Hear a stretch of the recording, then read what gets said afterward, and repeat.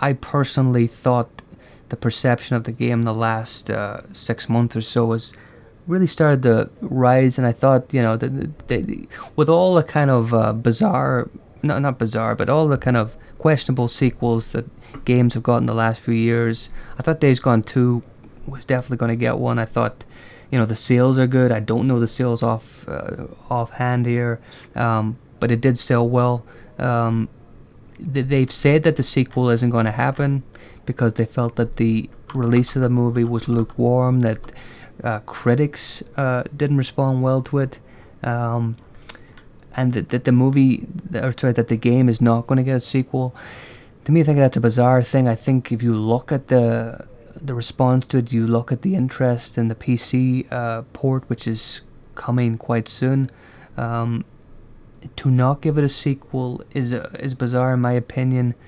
What do you think, JC, about sequels to game? What criteria do you think a game uh, needs to deliver on to get a sequel? Do you think that listening to critics being a bit sniffy about maybe a wonky opening release of that maybe needs an update or two to fix things? This isn't a cyberpunk game. This isn't a game that was broken, but it was a game that was a little bit flawed. Do you think that's a good enough reason for a game that sold well in the preceding years to not get a sequel? I'm not so sure about that. I mean, it did sell well, and like you said, it definitely has seen a sort of a turn over the last couple of months, where people are starting to finally warm up to the game. But like honestly speaking, like I haven't played the game. I don't have a console, but I am looking forward to playing it on PC when it comes out later on this month. Yeah. But it did sell pretty well. Like it's like compared to other like first party Sony exclusive games, like it outsold both God of War and Horizon Zero Dawn in its first, and if you compared their like first 3 weeks against each other, Days Gone outsold both of those games. Both of those games have approved sequels going forward, but Days Gone hasn't, and you're just like, Yeah. what's going on here? That's a really And it's interesting like point. it's like you said, like sure the game was a little bit flawed. It started off a little bit rough and it got refined. If I had a couple of patches, it kind of figured itself out, and it grew more into like what it wanted to be. And I think a sequel would definitely help nail that down a little bit better. But at the same time, like I'm not the paymasters at Sony. The maybe if the PC version sells pretty well, maybe they'll have like a change of heart or a change of tune, That and was the question. Yeah, that maybe was the they'll turn question I was going to around and put to you. improve Do it. you think if the PC version delivers well, do you think if it gets, obviously I think people are going to review it again with the PC ports, probably going to get a separate wave of reviews that this is going to be hopefully a stable. They should have no excuse not to have a stable release from PC. Do you think if the reception is good and sales again get a big push, that it could change the mindset of people at Sony? Because I think the reaction has been quite strong already. That people aren't happy. I think that's all. At the end of the day, if they see money signs, they're going to go back and. I think if it gets a good release on PC, that they'll change their minds. Yeah, I do think so. Like, sure, like it was like the sequel was rejected. Apparently, I'm just reading here, according to Jason Schreier of Bloomberg, that the sequel was pitched back in 2019. So this is like 2 years ago, but it was rejected due to like the mixed reception it got at the time of its release, and because of how long it took them to get it out the door. But I think because they have the first game done, they have the game engines kind of set, they know what they're working with. I think that, taking the lengthy development time as a factor, I don't think that's really a big thing anymore, because, the developers that they have at Bend Studio are now familiar with the engine, are familiar with the tools that they need to make a sequel, and are in a better place to deliver it. So I don't think that one really washes with me, but I do think that the PC sales might tell a different story And because I just want you. I think sorry. you're more in the know about the whole Steam situation, PC fan base. How do you think a game like that's going to be received uh, in sales? In sales, in the topic of sales and the interest of. I know it's very hard to say, but people that you know, the general perception of people on Steam. Do you think that there's going to be an interest to play a game that a lot of these people that maybe don't have a a PS4, PS5. Do you think they're going to be interested to play this?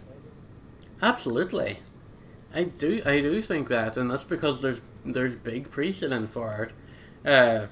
As I brought up Horizon Zero Dawn before in sales figures. Like when it came to PC, it sold gangbusters. It done really well for Sony, and that was probably the game that gave them second thoughts about making PC ports of their first party titles. Maybe not immediately, but a year or two down the line. Death Stranding also done very well for them, even though, I mean, it wasn't Sony that published the PC version, but that was a PS4 exclusive game, and Sony helped finance that game. It came to PC like 7 or 8 months after the PlayStation version came out, and again, it sold really well.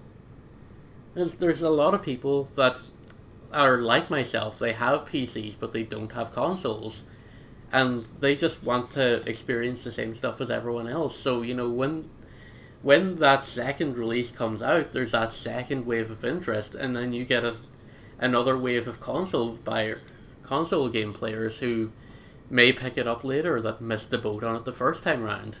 So it definitely does help. Yeah.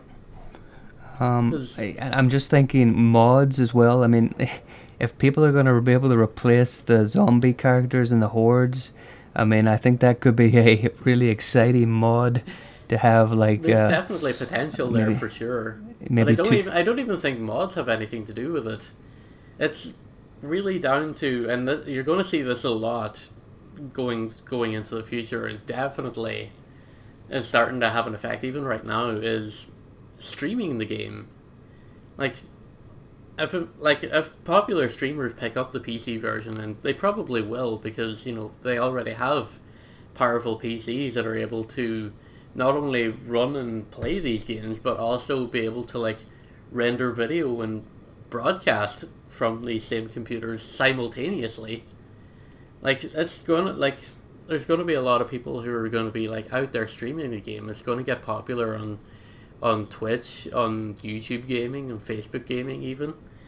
And that's going to bring a lot of eyes onto the game that maybe might have missed it the first time around, or they were just like, okay, well, I don't have a console at this moment in time. I'm not super interested in this game right now because I don't have a means to play it. So now that they do, maybe that will generate some further interest that way. Yeah, it's going to be fascinating to see because I think unless they completely, make the same mistakes again and release a really unstable PC port, which they have no excuse to do this time. If they deliver something good, and this game, the PC version, I don't know all the specs, but I know it's its performance is going to be much better even than what the PC or the PS5 update is allowed. Um, it could look even more. It's going to look even more beautiful than it did on a PS5, on PS4. Um, so I think if people give it a chance, and I think there's going to be a appetite with fans to push this to do well, and of course, just generally, I think people are going to be interested to play this really big PS or PlayStation exclusive game on PC. Um, yeah, I think this is a chance for the if for people that want the sequel, that if this goes well, they could very well change the tide, um, and I hope it does. And I think it's I think if fans want, I always feel the way if fans want a sequel to something and want to see more of something, uh, and especially if there's a lot of big sales, I think they should get it. And obviously, the people, based on Twitter, the people that made the game, they obviously want to do it. So it's not like they're sort of being forced to make a sequel. Like a lot of stuff, like movies get sequels that the people are just doing it for the money. I think these guys at Bend Studio, they really wanted to do it. Maybe they need to rethink their pitch idea. Maybe that needs to be changed, and probably they might admit to that themselves. But yeah, hopefully this isn't the last we hear of Days Gone, and hopefully we can look at the release of PC in a few weeks' time and see how people are taking to it. But yeah, we're going to go on to, I think, James, you have a topic you want to chat about next, so I'll let you take away that. I do have, but just before we close the book on Days Gone, can we just talk about John Garvin's comments a couple of weeks ago about how he said? I wasn't going to open that can of worms, but if you want to open it, I'll let you. I mean, at this point, it's impossible to have a conversation about Days Gone without bringing them up, and we got so close, and then I just had to open it. And well, his whole comments about let people know what your referencing was. You're probably going to do that. Okay, so he was on fellow game designer David Jaffe, who made the Twisted Metal series. He was on a YouTube show with him, and Jaffe had asked him whether he heard anything about any meaningful uptick of engagement with Days Gone since it got added as a free game on PlayStation Plus a couple of weeks ago, and Garvin replied to him. He's like, "Yeah, if you love a game, play it at full price." And I can't tell you how many times I've seen gamers saying like, "Oh yeah, I got it on sale or I got it on PS Plus." And it's like, don't complain if a game doesn't get a sequel if you don't support it at launch and you don't get a full price. Now I have some thoughts about this. I'm sure you're shocked that I have some thoughts about this, and they're all, let's say, not great. At least in Garvin's case. Vent your anger. I'm just going to put this out there. Number one, it's a new intellectual property. Okay, technically it isn't. That's kind of spoiler town. It's very, very loosely referenced in just minor Easter eggs in the game, but technically it isn't an original IP. It's set in a different universe, but you don't really know that unless you go digging super deep. But it's a new IP, first of all. So again, you don't know if you like it until you play it, and they didn't put out a demo of this before it came out. So again, how do we know if we're going to like it if we haven't played it? Yeah. So of course, people might be a bit more hesitant about dropping $60, €70, $70, however much it is for current gen console games. I think it's like $70 or €70 for new PS4 or PS5 games these days. Correct me if I'm wrong there. I'm a little bit out of touch with console prices, but for something that's brand new like that, sure, you can understand that people might be a bit hesitant about buying it straight away, and especially because a lot of games these days ship broken. They have bugs in them that, can lead to getting stuck in parts of the map to get they could accidentally end bugs that could trigger your save files getting deleted. This stuff happens, and it happens an awful lot these days.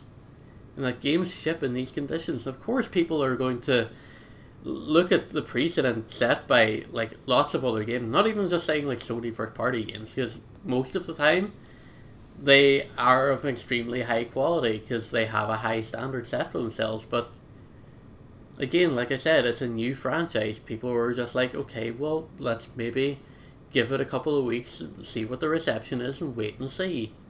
And of course, by that time, it's already gone down to $50 or $40 because stores are looking to try and just sell the next big thing and try and free up inventory space.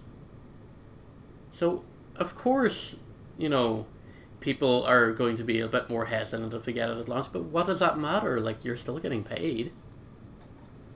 Yeah, I think I can't really disagree with any of it that you've said. I think the way he phrased and the way he went about saying that was just a really idiotic and kind of, I think the other people that work with Bend Studios pretty much pulled him up on it and said that it was idiotic and that they were happy that Yeah. however you got to play that game, that they're happy any way you done it. Um, It was a little bit combative, I'll say that. And it doesn't really help that he said it on David Jaffe's show, who is also known for making those sort of like volatile statements in the face of his own fans more often than not. I don't know if you've ever followed him on Twitter, but no. yeah, but his own feed's a lot very full of that as well.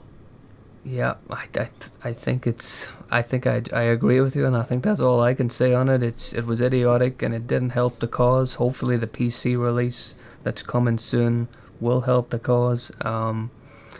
Again, I think we'll come back to Days Gone 2 in a few weeks when the PC release happens.